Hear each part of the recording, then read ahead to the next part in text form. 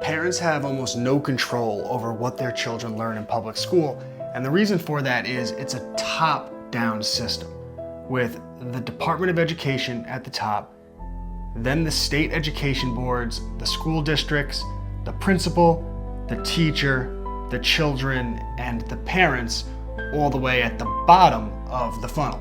So the Department of Education has the most control, and the reason for that is they control federal funding and grants, but they put conditions on that funding and those grants. So each state has a state education board which sets state standards, but they then submit those standards to the Department of Education, and if they meet those conditions, then they get federal funds, then they get grants. A recent example of this has been the sporting teams that girls and boys are allowed to play on. Underneath the state education board are the school districts.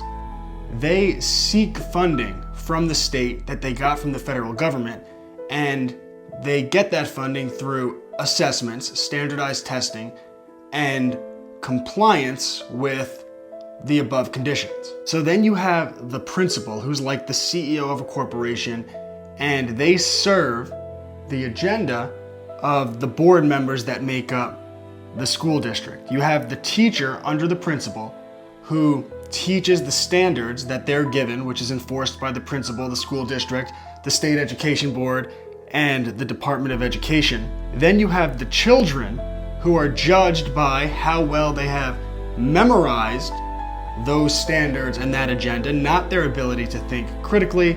And at the bottom you have the parents who have the ability to complain.